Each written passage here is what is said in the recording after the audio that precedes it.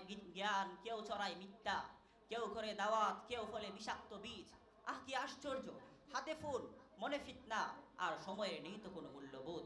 কিন্তু এই অন্ধকারের ভিতরও আছে এক আলো, আছে এক নৈতিক দিশা, এক পবিত্র পথচলা, ইসলামী নৈতিকতা, যে শিক্ষা দেয় কিভাবে থাকতে হয় সংযমী, কিভাবে রাখতে হয় জিহ্বা, দৃষ্টি আর কলমকে পবিত্রতায় ভরা।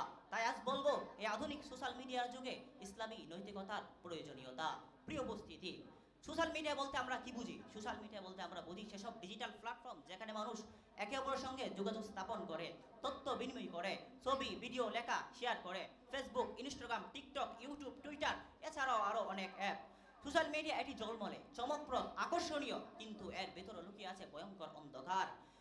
ভয়ঙ্কর অন্ধকার। এ অদৃশ্য জাল মানুষকে টেনে নেয় লোভ, অহংকারের দিকে। মানুষ হারায় নিজের সততা, বিনয়, মানবিকতা, এমনকি ইমানেরও দৃঢ়তা। এখন মানুষ তাকে না পাশে, তাকে স্ক্রিনের ধূপ। এখন যোগাযোগ হয় না চোখে চোখে, যোগাযোগ হয় আলোয়। আঙুলের এক ছোঁয়ায় খুলে যায় দুনিয়া, বন্ধ হয়ে কালোয়। সোশ্যাল মিডিয়া নামটা ছোট, প্রভাবটা বিশাল। এখানে শব্দের চেয়ে ছবির দাম বেশি, সত্যের চেয়ে জনপ্রিয়তা বড়। এখানে হাসিও বানানো, কান্নাও সাজানো, আর ভালোবাসা সেটাও মাপা হয় লাইক আর রিয়াক্টের পরিমাণে। একে বলে প্রগতি, কেউ বলে আধুনিকতা, কিন্তু আমি বলবো এজন্য নিঃশব্দ জ্বর, যা ধীরে ধীরে কেড়ে নিচ্ছে আমাদের নৈতিকতার আলো। আজ আমরা অনেক কিছু জানি, কিন্তু ভুলে গেছি কিভাবে থাকতে হয়, কিভাবে হতে হয় বিনয়ী, কিভাবে থাকতে হয় সংযমী, কিভাবে হেফাজত রাখতে হয় জিহ্বা, দৃষ্টি আর কলমকে। মোট কথা, সংক্ষেপে, সোশ্যাল মিডিয়া হলো এক ভয়ঙ্কর ঝর্ণাদার, চমকপ্রদ আলোয় ভরা, কিন্তু সেই আলোতে অন্ধকারও লুকিয়ে আছে, যা আমাদের নৈতিকতার উপর ভয়ঙ্কর প্রভাব ফেলে। তাই সুতরাং একথা দিবালোকে সুস্পষ্ট, এই আধুনিক সোশ্যাল মিডিয়ার যুগে আমাদের প্রয়োজন এক শক্তিশালী দিশার আলো, যা আমাদেরকে পথ দেখাবে, আমাদের আত্মাকে নিরাপদ রাখবে, আর তা হলো ইসলামী নৈতিকতা। ইসলামী নৈতিকতা। এই সোশ্যাল মিডিয়ার যুগে যে সকল ইসলামী নৈতিকতার প্রয়োজন, তার মধ্যে অন্যতম কয়েকটি হলো এই: এক, সময়ের হেফাজত করা, কারণ ইসলাম সময়কে মহা মূল্যবান নিয়ামত বলা হয়েছে। রাসূলুল্লাহ সাল্লাল্লাহু আলাইহি ওয়াসাল্লাম বুখারী শরীফের 6412 নম্বর হাদিসে বলেছেন, নিয়ামাতান মাকবুনুন ফীহিমা কাসীরুম মিনান নাস, আস-সিহহাতু ওয়াল ফারাগ। দুটি নিয়ামত এমন আছে যাতে অধিকাংশ মানুষই দুঃখগ্রস্ত, এর মধ্যে একটি হলো অবসরতা। সুতরাং ফেসবুক, ইউটিউব স্ক্রল করতে করতে ঘন্টার পর সময় নষ্ট করে ফেলা, তা আল্লাহর দেওয়া সময়ের অপচয় হিসেবে গণ্য হবে।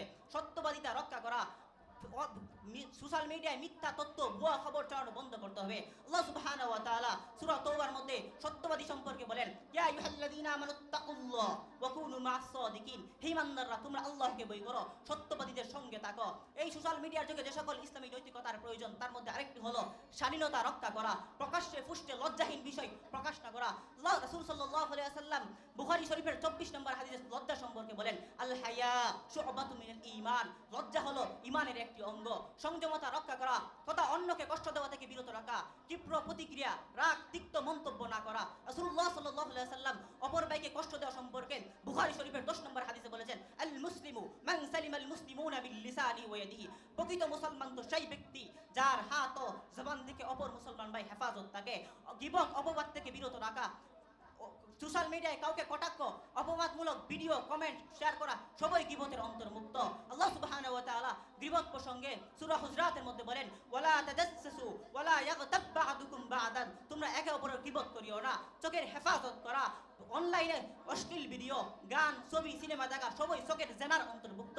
আল্লাহ সুবহানাহু ওয়া তাআলা চোখের হেফাজত সম্পর্কে সূরা নূরের মধ্যে বলেন, কুল্লিল মুমিনিন ইয়াগুদ্দু মিন আবসারিহিম। হে আল্লাহর রাসূল, আপনি মুমিনদেরকে বলে দেন তারা যেন চোখের হেফাজত করে। অহংকার ও আত্মপ্রদর্শন থেকে বজায় রাখা, অহংকার ও আত্মপ্রদর্শন থেকে বজায় রাখা। আল্লাহ রাসূল সাল্লাল্লাহু আলাইহি ওয়াসাল্লাম অহংকার সম্পর্কে হাদিস শরীফে বলেন, লা ইয়াদখুলু জান্নাতা মান কানা ফি কলবিহি মিসকালা যাররাতিন মিন কিবর। যার অন্তরে যাররা পরিমাণ অহংকার থাকবে, সে জান্নাতে প্রবেশ করতে পারবে না। প্রিয় উপস্থিতি, শেষ কথা, আসুন এই সোশ্যাল মিডিয়ার যুগে আমরা ইসলামের আলোকে চলি। সততা, বিনয় ও সুবিচার হোক আমাদের ডিজিটাল পরিচয়। আল্লাহ তাআলা আমাদেরকে তৌফিক দান করুক। আমিন ওয়া আখিরু দাওয়ানা আলহামদুলিল্লাহি রাব্বিল আলামিন। মাশাআল্লাহ, বারাকাল্লাহু ফি হায়াতিহি ওয়া সাওতিহি। অসংখ্য অগণিত ধন্যবাদ জানাচ্ছি ভাই মোহাম্মদ ফজলে রাব্বিকে।